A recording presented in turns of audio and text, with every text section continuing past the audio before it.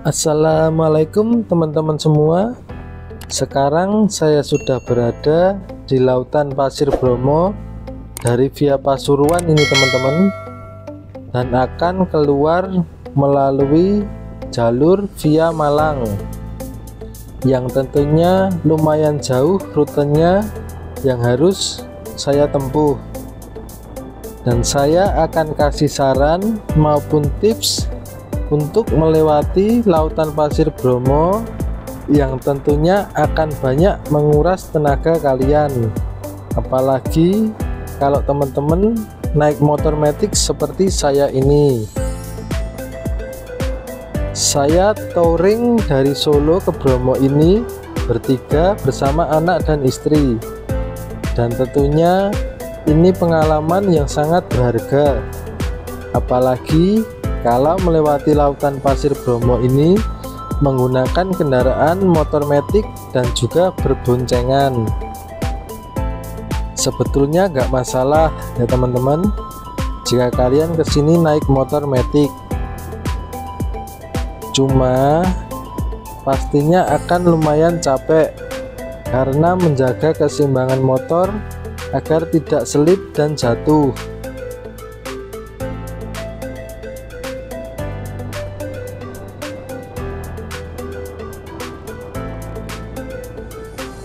Untuk kalian yang tidak mau capek-capek naik motor melewati lautan Pasir Bromo ini, banyak warga setempat yang menawarkan jasa ojek untuk mengantarkan ke tujuan kalian keluar dari lautan Pasir Bromo ini,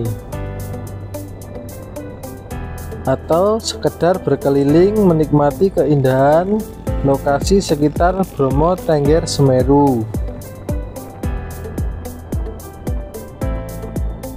Oke teman-teman, sedikit saran dan tips dari saya ketika kalian akan melewati lautan Pasir Bromo ini. Yang pertama, usahakan kalian turun ke lautan Pasir Bromo ini waktu pagi hari atau ketika jalur pasir ini masih dalam keadaan berembun atau basah, karena ketika pasir dalam keadaan basah akan padat sehingga lebih mudah untuk dilalui. Tetapi kalau kalian turun ke lautan pasir waktu siang hari, pasti akan merasakan hal yang sama seperti yang saya rasakan. Apalagi kalau naik motor matic, roda motor akan sering mengalami selip dan susah berputar, karena di beberapa tempat lautan Pasir Bromo ini cukup dalam, sehingga menyulitkan kita dalam mengontrol laju kendaraan.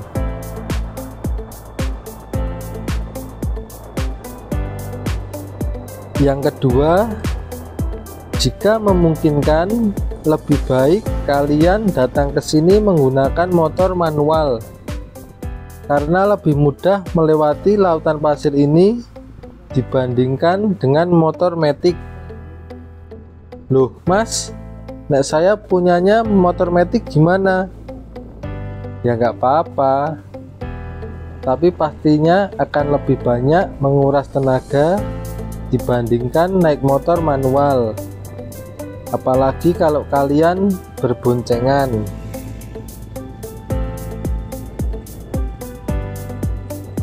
Yang ketiga, ini menurut pengalaman pribadi saya ya teman-teman, kalau melewati lautan Pasir Bromo ini enaknya sendirian atau tidak berboncengan, karena lebih mudah mengontrol laju kendaraan ketika kita naik motor sendirian. Berbeda jika kalian berboncengan naik motor matic melewati lautan Pasir Bromo ini, apalagi ketika siang hari. Rasanya guys, dua kali capeknya.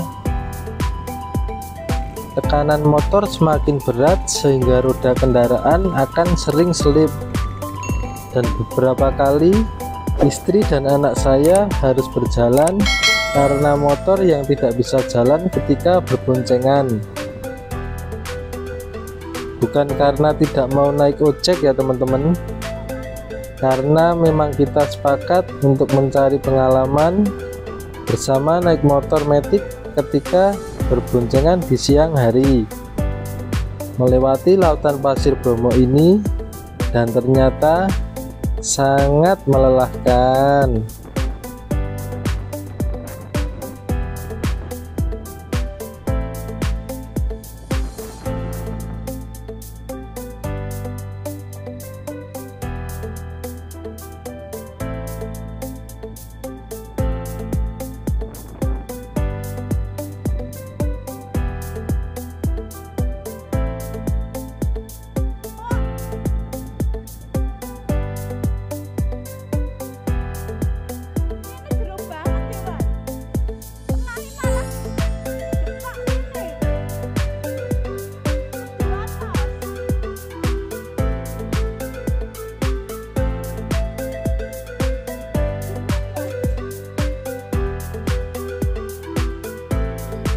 Beberapa kali motor saya nggak bisa jalan nih teman-teman, nyungsep ke pasir sampai rodanya nggak bisa gerak, cuma berputar di tempat.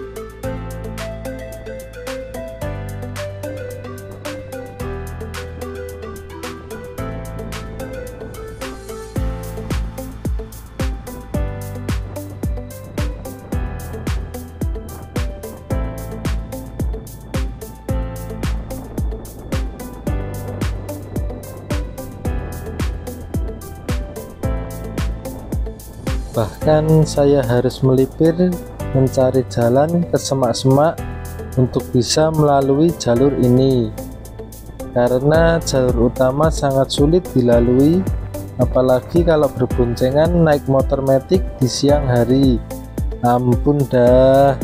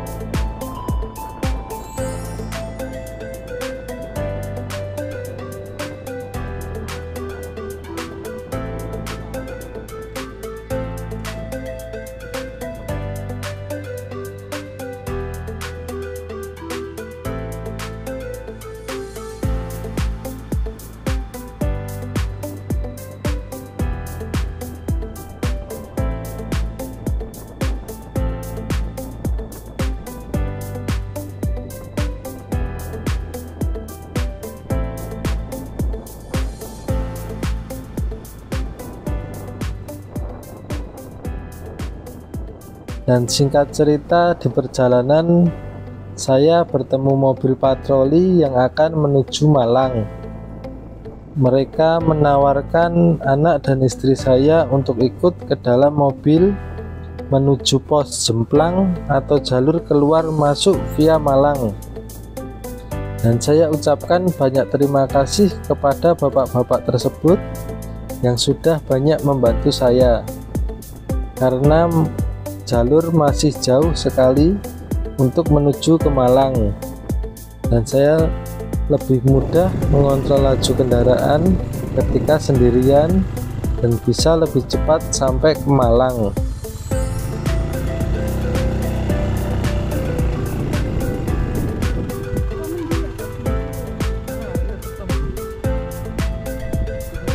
Semoga informasi dan pengalaman saya ini bisa bermanfaat bagi teman-teman yang akan pergi ke lautan pasir Bromo.